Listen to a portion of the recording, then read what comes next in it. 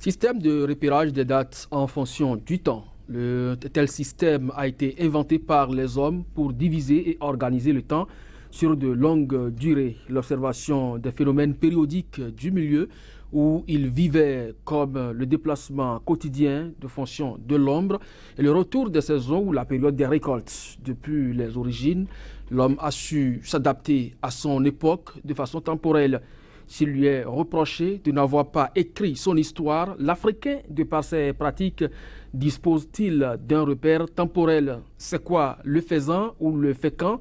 Quel rapport avec le calendrier connu de l'Église catholique? Mesdames, Messieurs, calendrier spirituel africain, le fécant, quelle incidence sur les prises de décision?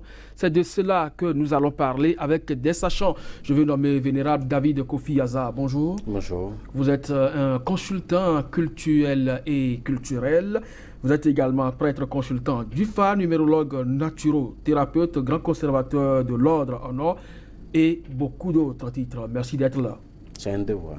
En face de vous, c'est Vigan Hundewanou Adjovi. Bonjour. Bonjour, monsieur. Vous êtes un spécialiste du calendrier fécant. Merci également de répondre à notre invitation. Merci. Alors, calendrier grégorien, calendrier julien, calendrier hébraïque, calendrier berbère, que sais-je encore. On en connaît assez. David Kofi Aza. L'Afrique a-t-elle son propre calendrier différent de ce calendrier que je viens d'énumérer? Bien sûr que l'Afrique a son propre calendrier qui est complètement différent et qui est basé sur la Lune. Parce que l'Africain considère la Lune par rapport au principe divin et considère le Soleil par rapport à un temps délimité. C'est pour ça qu'on l'appelle Wé. Donc, Wé, c'est Wénou, c'est-à-dire un temps. C'est pas le poisson. Non, c'est pas le poisson. Et c'est la déformation linguistique qui donne Hueropo. Quand on dit Hueropo, c'est Wedopo, Wendopo, c'est-à-dire un temps donné. C'est ça qu'il y a une année. Mais par contre, Sundopo, Sun, c'est le principe. C'est-à-dire, comme on dit, par exemple, Nisu, respecte le principe. Donc, c'est le principe divin qui incarne la Lune que nous respectons. Et le calendrier est basé sur ça, sur ce principe. Donc l'Africain dispose de son propre calendrier, donc n'a pas que échappé à son histoire. Alors ce calendrier est basé sur des principes comme la Lune et vous les rassemblez dans un espace bien défini. Comment ce calendrier a-t-il été créé? Parce que vous en êtes un spécialiste, monsieur Adjovi. Oui, merci, monsieur le journaliste. Ce calendrier, c'est depuis de nos ancêtres. Depuis le temps de nos ancêtres. Depuis le temps de nos ancêtres.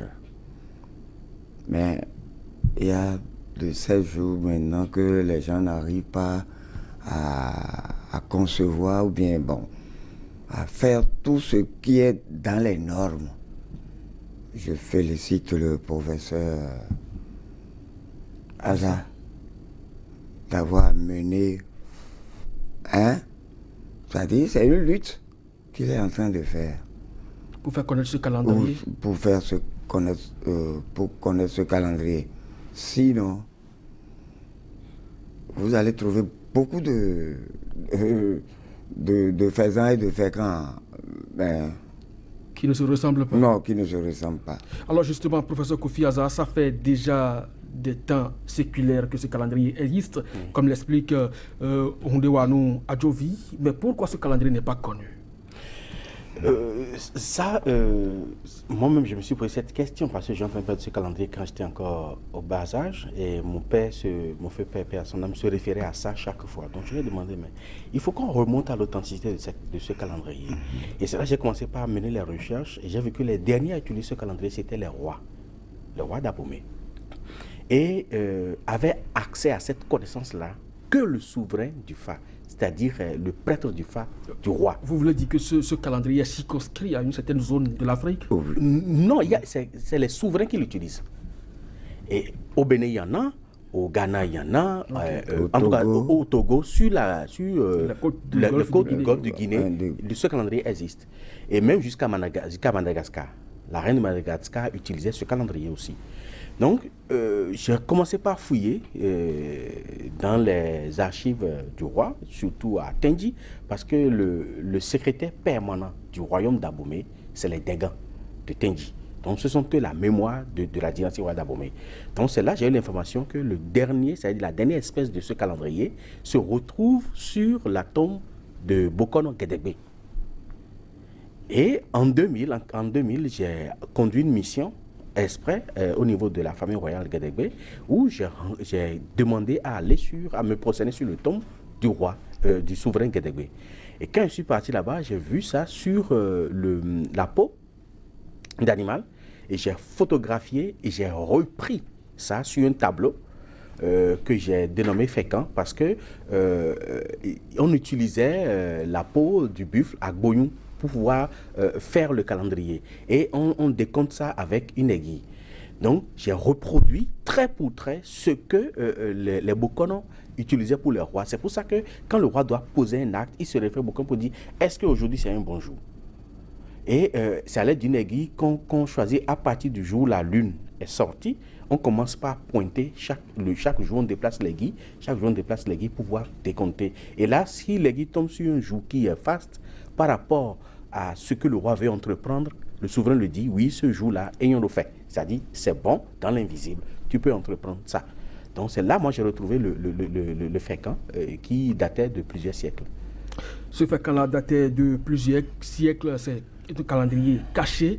Monsieur Adjovi, aujourd'hui, vous en êtes un spécialiste. En êtes-vous fier? Très fier. De cette découverte-là? Très fier. Pourquoi? Comme vient de dire le professeur Hazard, oui. C'est-à-dire, il n'a pas menti. Il a démontré maintenant ce que ça veut dire. Donc, ce que veut dire que nous, autres Africains, ou bien Béninois, Dahoméens, je vais dire Dahoméens, hein, ce que faisant ça représente pour une collectivité, c'est beaucoup. Puisque si vous voulez faire quelque chose, hein, que ce soit le roi ou bien le chef de famille, il doit faire une consultation. Est-ce que ce jour-là est bon pour une cérémonie? Hein? Ah, si ça ne va pas, bon. La collectivité, c'est-à-dire le chef de famille ne va pas s'engager. Donc vous pensez que c'est ce qui a toujours caractérisé l'Afrique? Oui. Depuis les temps immémoriaux. C'est ça. Même en temps, là, bon, quand ils veulent aller en guerre, même, ils consultent. Hein? Ils consultent le calendrier faisant. Oui. Avant d'aller. Si ce jour-là, est-ce que c'est bon pour qu'on aille maintenant faire la guerre? Mais professeur Kofi Hazard, vous avez mené vos recherches. Est-ce que vous êtes demandé celui qui a véritablement inventé ou à qui on peut véritablement attribuer l'invention de cette calendrier? De façon normative, ça va être difficile parce que c'est un calendrier qui date de plusieurs milliers d'années. Donc, ce n'est pas un calendrier qui est récent pour qu'on puisse attribuer ça. Mais à partir des éléments qui sont utilisés pour constituer le Fécamp, on peut remonter à sa source et voir ses ramifications à l'intérieur du Fa. Là, il faut interroger la divination. Alors, comment ce calendrier compte véritablement le temps? Tout à l'heure, le professeur Kofi Hazard essayait de nous expliquer que lorsque on veut entreprendre une action, il faut, avec l'aide d'un aiguille, commencer par décompter et voir à partir de la période lunaire, ça va tomber sur quelle date, est-ce que cette date-là est appropriée. Mais vous qui en êtes aujourd'hui spécialiste, comment est-ce que vous décomptez les dates au niveau de ce calendrier? Est-ce que c'est d'abord accessible à tout le monde, ce calendrier? Tout le monde peut le comprendre? Très bien. Ah bon? Très bien. D'accord. Alors, comment vous décomptez la date à ce niveau? Bien. Nous avons chez nous, présentement, je peux vous dire que, bon, il y a 9 jours. C'est 9? C'est 9 jours. Ce calendrier compte 9 jours? 9 jours, par semaine. Par semaine. Contrairement aux autres calendriers qui comptent 7. Oui, ça, c'est 9 jours. Hein? Bon. Je vais décompter un peu afin que vous puissiez quand même rentrer dans l'économie. Oui, allez-y. Bon, si Bon, je prends le mois de, c'est-à-dire ce mois de janvier par exemple. Le mois de février, Mois de on peut être février. plus précis. Parce qu'on est en février. Mois de février. Le 1er février, c'est un jour qui est ouais. Donc chez vous, au lieu de lundi, par exemple, c'est ouais. Ouais. Je pense que c'est Oui, ça c'est chez ça. vous. Hein. Et vendredi, c'est beau. Samedi, c'est rien, faux. Je vais vous expliquer un peu. Et on va aller jusqu'à chose là. Aujourd'hui, nous sommes combien aujourd'hui maintenant? Le 13, c'est le mardi. Nous sommes c'est le 13 février. Bon, d'accord. Je vais aller très vite. Le 15, par exemple, ça c'est, comme le professeur a dit, c'est le mois. C'est la fin du mois, ça. Oui. Ça, c'est Awaya. Le 15 prochain, Le 15, dans 2 jours. c'est ça. C'est Awaya. Et beaucoup de ceux qui... Utilise ce calendrier. Non, c'est-à-dire ceux qui font. Utiliser le mien, bon, ça peut aller. Utiliser pour le professeur aussi, c'est bon. Même chose. C'est la même chose. Nous sommes dans les mêmes lignes. Mais il faut quand même qu'on dise aux gens qu'il y a des choses qui sont... C'est-à-dire que les calendriers qui sont en train c'est-à-dire d'acheter ou bien de prendre ça là, En ce circulation, n'est c'est pas dans les normes. C'est pas dans les normes. Professeur, Oui. est-ce que Ce là, n'est il y a pas dans les normes. Est-ce qu'il n'y a pas confusion? Parce que là, vous êtes déjà à la fin du mois, le 15 février, Oui. alors que le 15, rigoureusement, bon, c'est vrai C'est la que- moitié du mois de février. Voilà, même si février ne compte que 28 ou 29 jours, Oui. le 15 quand même c'est la moitié. Est-ce que là, il n'y a pas une confusion dans la tête des Et il n'y populations, des téléspectateurs? a pas une confusion. Pour compter le fécamp, Oui. comme l'a dit M. Adjovi, Hunewanu, on commence par le dernier Awaya, Le dernier Awaya qui est la fin du mois. qui est la chez fin vous. du mois. C'est la fin du mois, c'est Awaya. Le jour où le point noir du calendrier grégorien, à ce niveau-là précisément, c'est le jour où la lune sort. Mais ce jour-là, toutes les influences planétaires sont neutres. Donc aucune pratique ne peut prospérer ce jour-là. Tout est neutre. Au plan spirituel. Au plan spirituel, tout est neutre, ce jour-là précisément. Et ça dure 23 heures, 23 minutes. Et pendant tout ce temps-là, tout est neutre.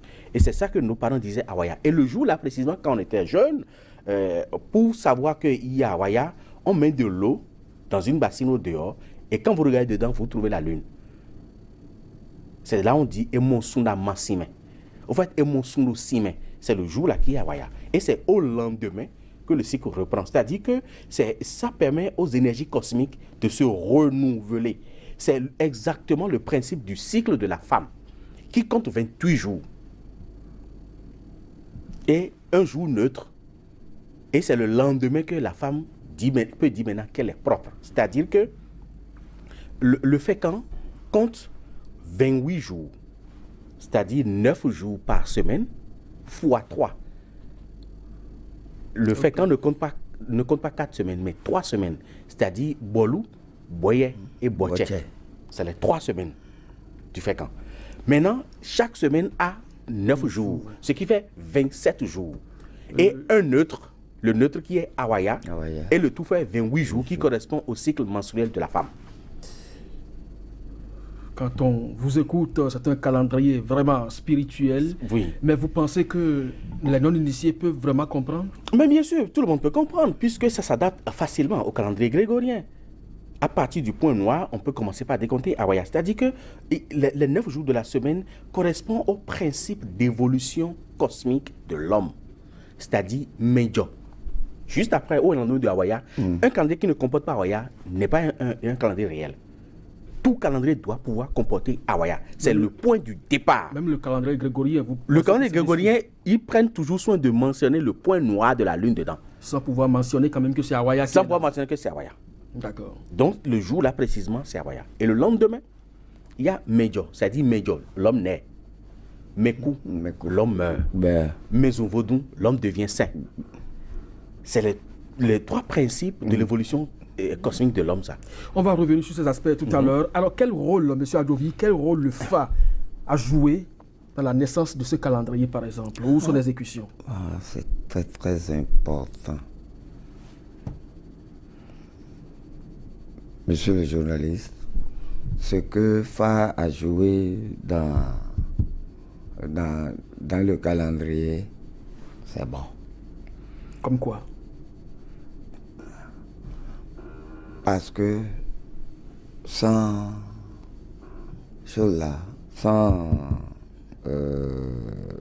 l'évolution de Fa, je pense que c'est là où on s'en va, non? C'est ça? Oui. Le Fa est très très important. Le Fa est très... À partir du moment où le calendrier déjà nous situe sur les événements à venir, a-t-on besoin de consulter encore le Fa pour son exécution? Ah, très bien. Comment? Comme il y a des jours où il ne faut pas consulter, il y a des jours où il faut consulter. Par exemple, ou bien vous voulez faire la cérémonie de Fa, par exemple. Hein? Si vous êtes adepte du Fa. Vous voulez faire la cérémonie de votre Fa. Hein? Mais vous n'allez pas prendre un jour à l'aveuglette. Vous êtes d'accord avec moi? Vous vous référez au calendrier? Au calendrier, c'est très important. C'est comme si je veux maintenant, ce jour maintenant, je veux faire la cérémonie de mon Fa.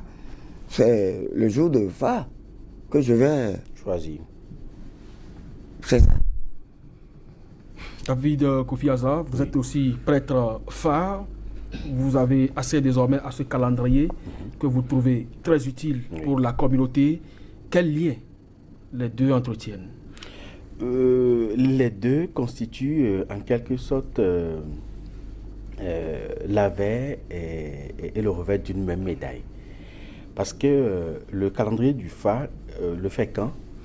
Précisément, quand vous prenez les jours, les 9 jours de la semaine, par exemple, les instruments utilisés pour représenter chaque jour de la semaine sont les instruments que nous utilisons pour consulter le Fa.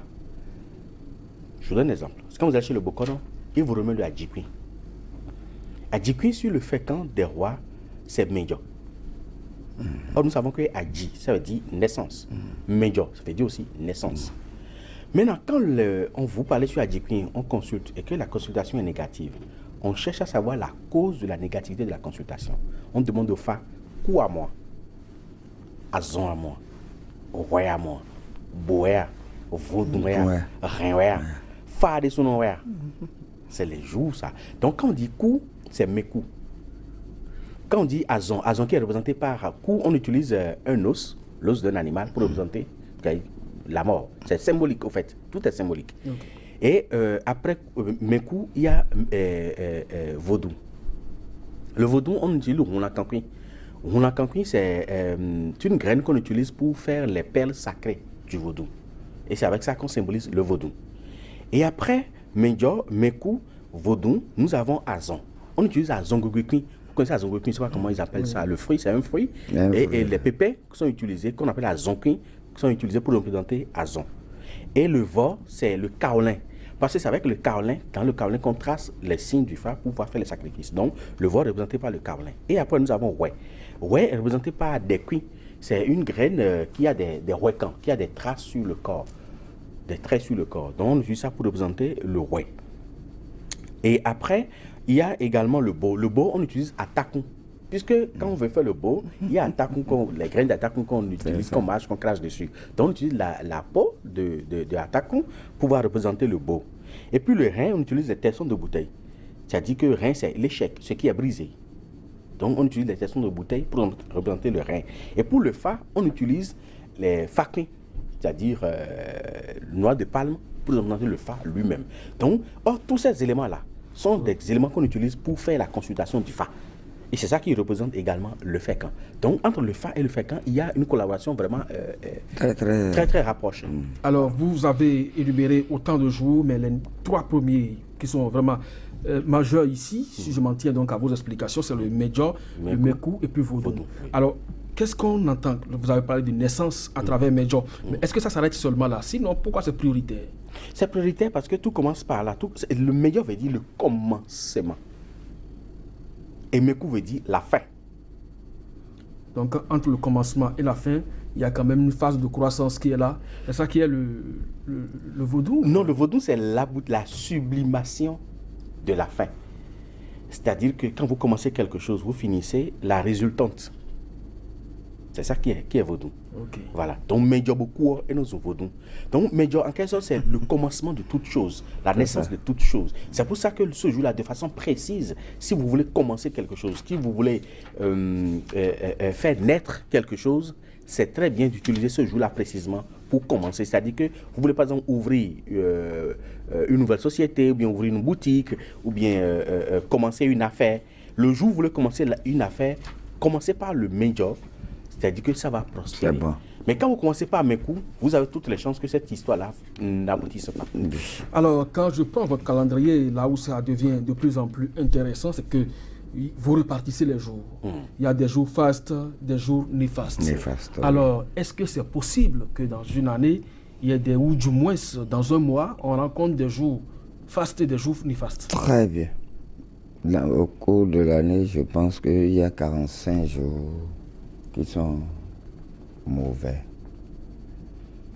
Vous trouvez ça normal qu'on le dise? Très bien normal. Puisqu'il y a ce jour-là, il y a des naissances, il y a des morts, il y a des gens qui entreprennent des activités, des actions, qui lancent des projets. Vous pensez, vous délimitez des jours qui sont mauvais? Vous pensez que c'est possible? C'est possible parce que ce sont des faits touchés de doigts. C'est bien valable. Bien vrai, il y a naissance. Le jour qui est mauvais là, mais vous allez voir cette personne-là qui est née en un jour néfaste là, sa vie ne serait pas aussi rose. Non. Ça, c'est touché du doigt. Professeur, Oui. vous les avez énumérés également dans votre livre consacré donc à ce calendrier fécond. Vous parlez de Medjo, Vodou, Vo, Bo, Fa, qui sont des jours fastes, et Mekou, Azon, Wé, qui sont des jours néfastes. Oui. Comment est-ce qu'on peut les expliquer? Ces jours sont fastes et néfastes, surtout par rapport à une entreprise, par rapport à soit une cérémonie qu'on veut faire, soit à quelque chose qu'on veut entreprendre. Si par exemple, vous savez, le fécond suivait les rois. Si au cours des conquêtes, ils arrivent un jour quelque part où ils doivent livrer la guerre contre une peuplade, on se réfère au calendrier du fécond et le Bokon décompte le fécond pour voir quel est le faisan qui est très bon pour qu'on puisse attaquer et réussir. Et là, on dit ce jour-là c'est un bon jour, c'est Medjo, ou bien ce jour-là c'est Va, ou ce jour-là c'est Beau, ce jour-là c'est en quelque sorte Fa. On va consulter également le Fa pour savoir est-ce qu'on peut attaquer et réussir ce jour-là précisément. Donc, c'est une manière de dire, quand vous voulez commencer quelque chose, il faut choisir la bonne période. Mais il y a aussi quelque chose qu'il ne faut pas perdre de vue. Pour commencer toute activité ou toute bonne chose, il faut toujours la commencer en période de lune montante. C'est ça. Qui commence à partir du lendemain de Hawaïa, 13 jours. Durant 13 jours. Durant 13 jours. Le 14e jour, ça fait déjà la pleine lune. Et après, la lune commence par décroître. Donc, quand vous entreprenez en période de lune décroissante, la chose va chuter. Mais quand vous entreprenez en période de lune montante, ça va marcher.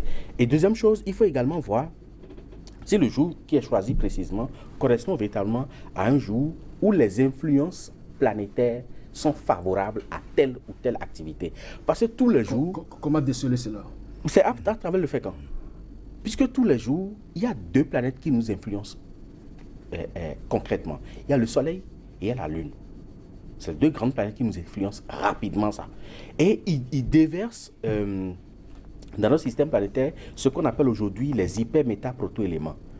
Et c'est des oligo-éléments, c'est des énergies qui sont favorables pour telle ou pour telle chose. Donc chaque jour avec son influence astrale.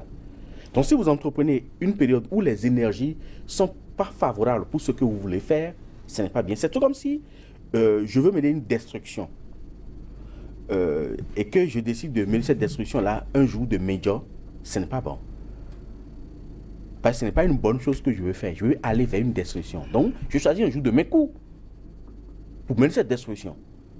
Je choisis un jour de rien pour mener cette destruction. C'est-à-dire que parce que je veux faire échec à quelque chose. Donc, les influences astrales en ce moment-là sont favorables à telle ou telle autre chose. Donc, lorsqu'on dit qu'un jour est néfaste, c'est de façon circonstancielle. C'est par rapport à quelque chose, de façon précise. Ok. Voilà. Alors, à partir de cet instant, je vais vous demander, mais pourquoi c'est néfaste, selon vous? Bon. C'est très bien.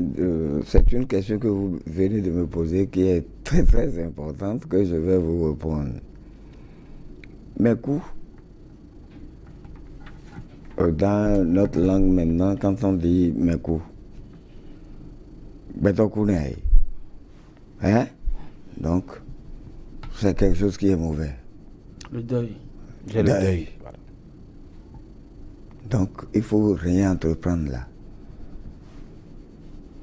Rien. Et Azon? Azon aussi, qui voudra être malade. Mais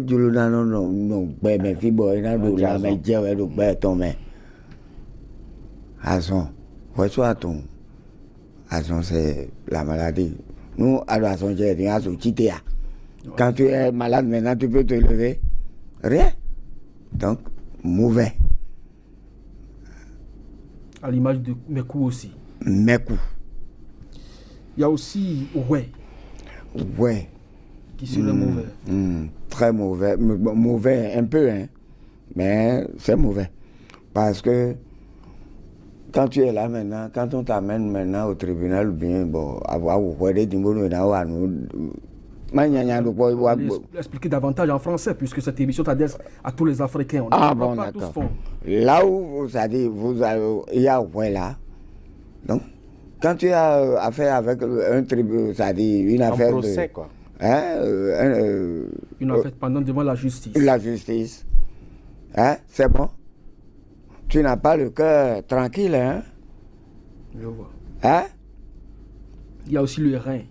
Qui est considéré comme un mauvais jour. Un mauvais jour. Pourquoi? Tu fais quelque chose et tu ne trouves pas, c'est-à-dire le bénéfice. Ou bien tu es devenu vraiment... c'est-à-dire, tu fais quelque chose mais tu ne trouves pas...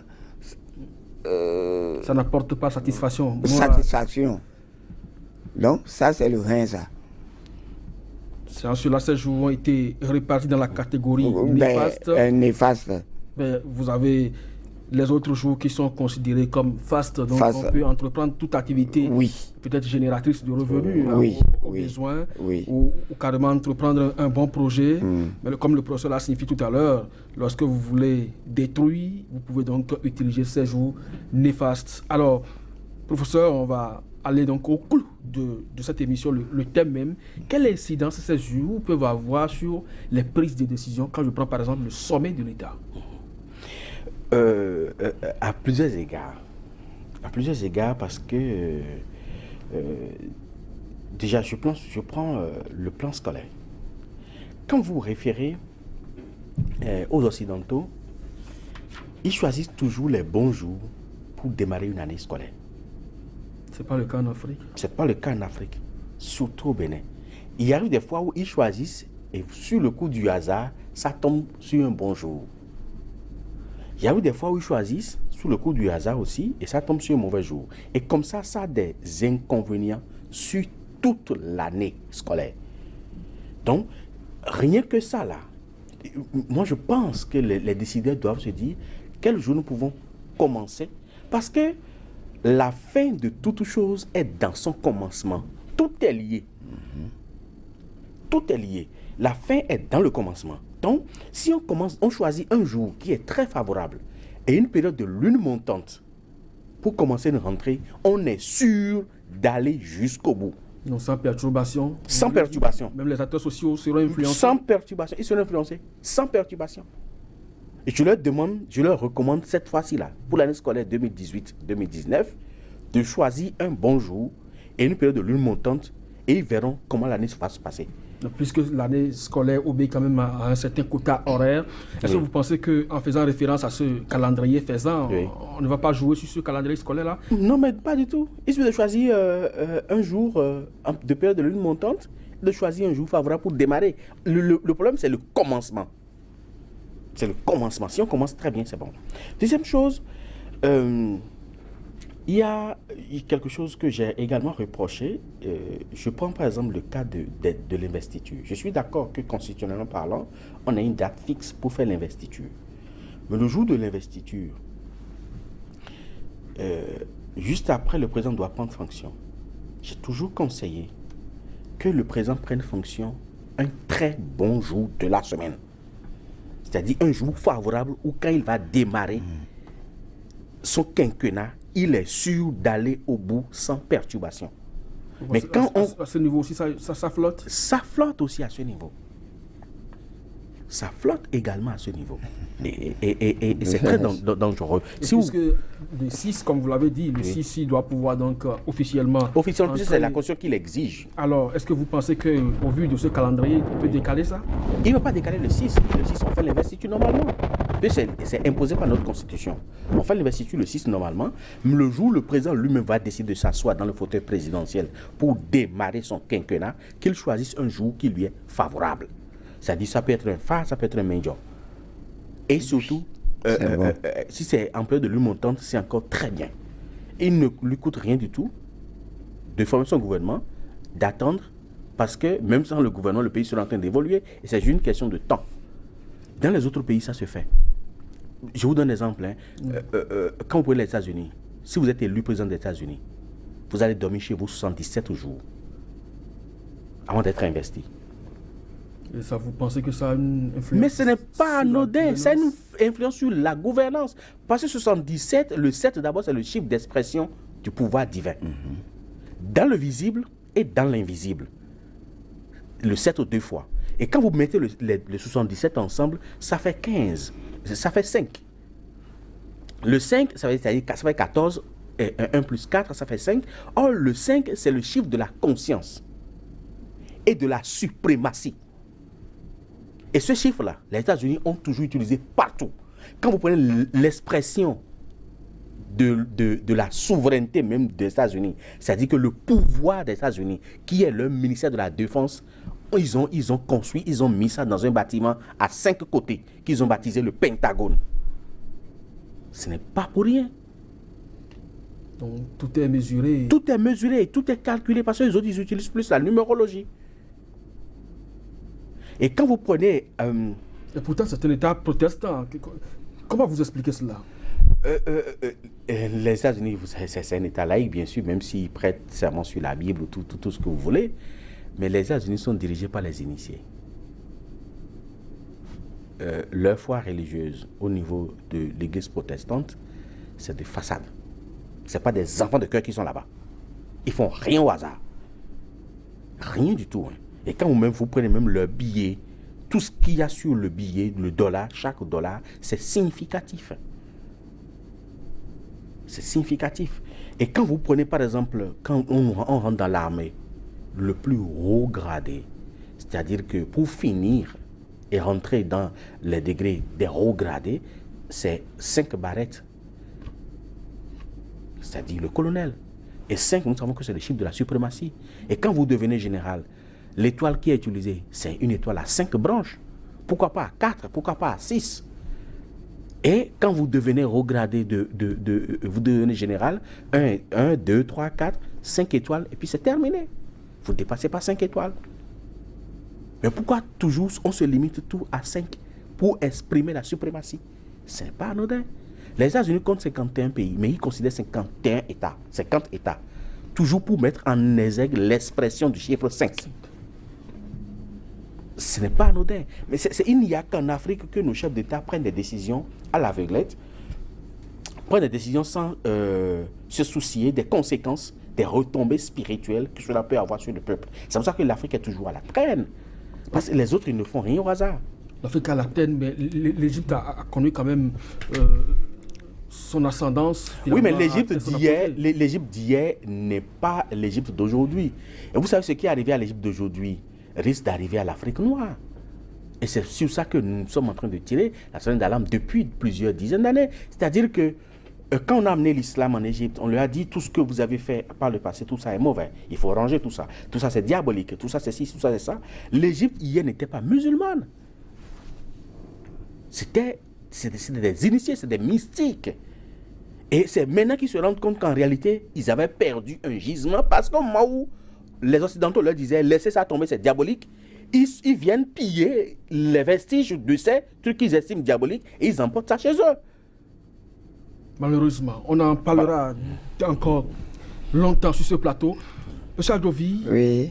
quelle influence on doit pouvoir donc vous écouter aussi en tant que spécialiste de ce calendrier fécand. Oui. Quelle incidence ce calendrier peut avoir sur les prises de décision au niveau de l'État pour que l'Afrique, et surtout d'abord partie du Bénin, puisse véritablement décoller?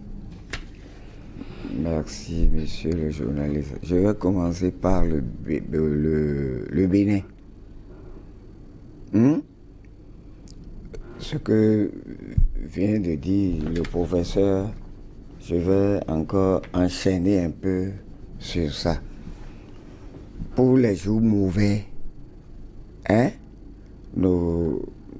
c'est-à-dire ceux qui nous ont dépassés, on peut dire là, n'ont rien fait de bon.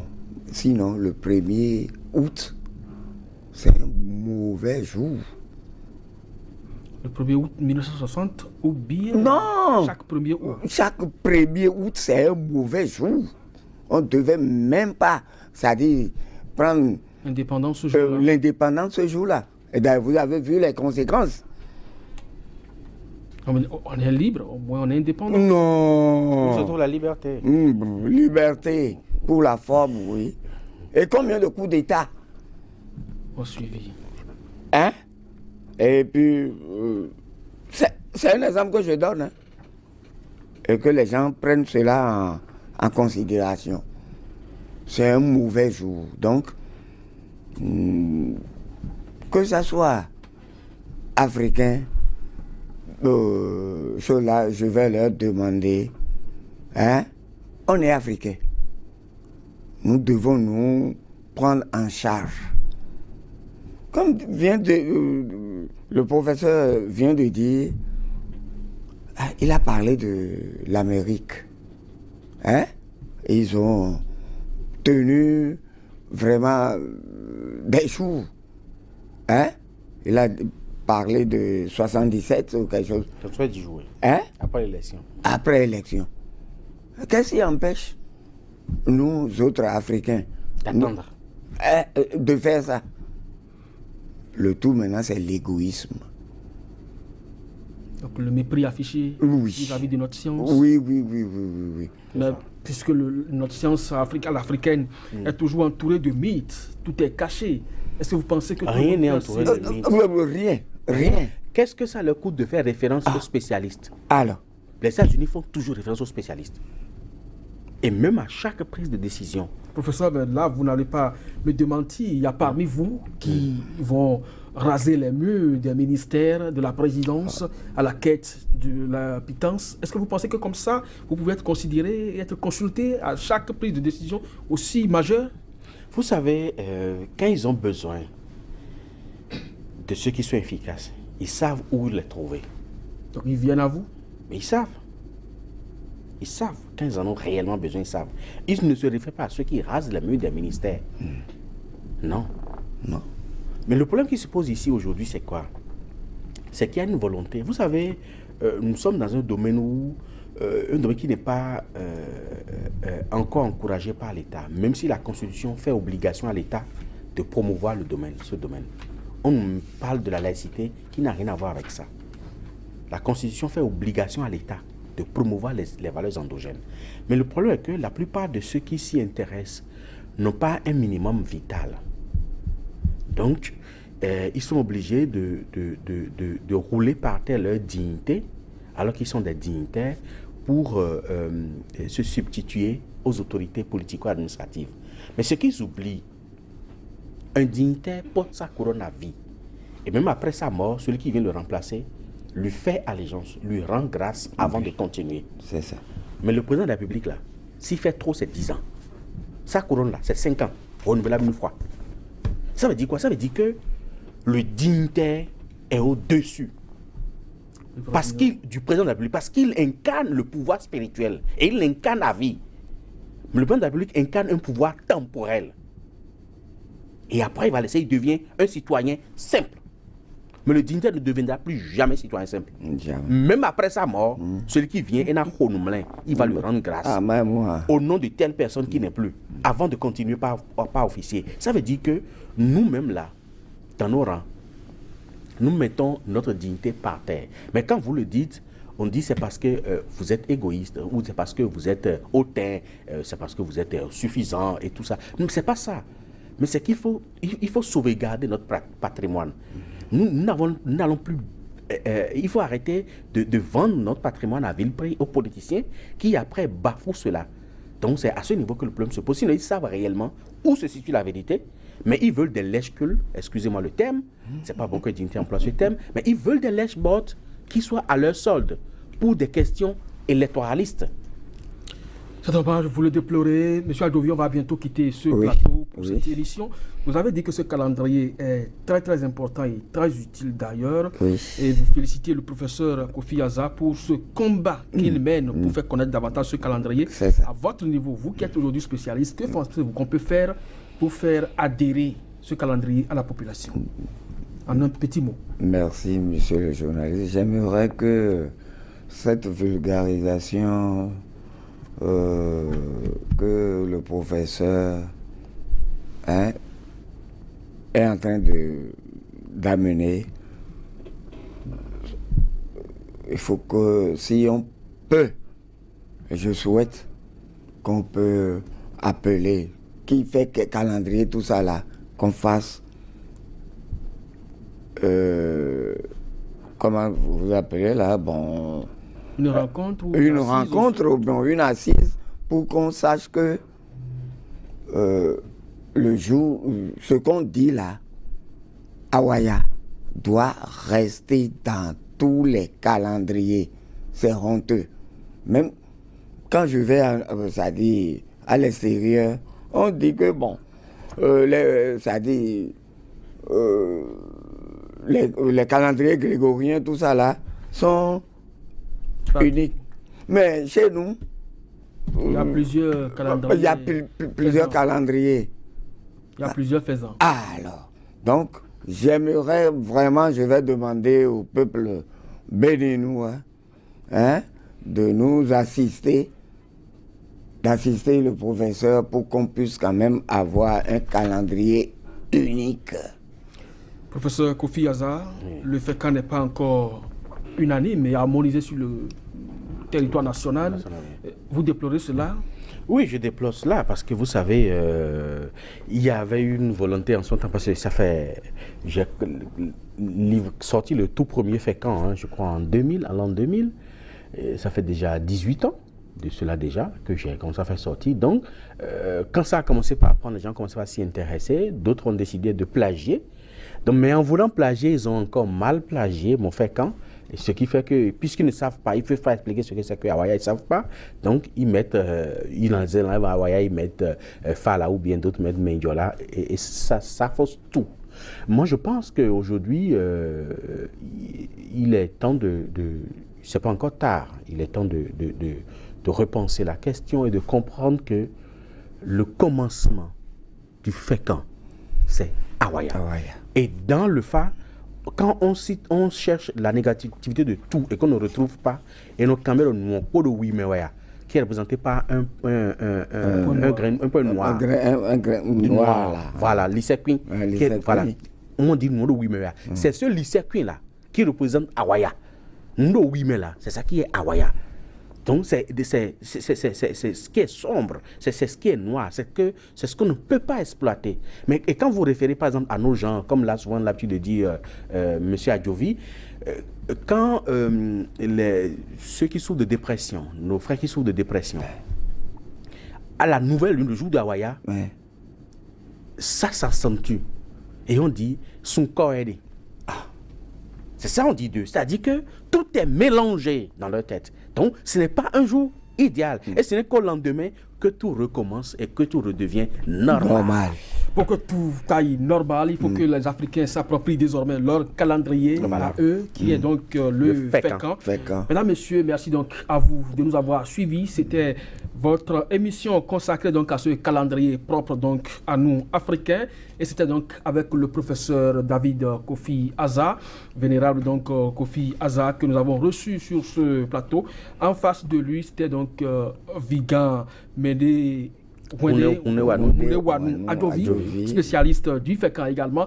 C'est un calendrier sur lequel on va revenir de long en large afin que les Africains puissent véritablement s'approprier leur être. À chacun et à tous, merci de nous avoir suivis. C'était votre émission ici ailleurs sur SICA et à très bientôt. Merci.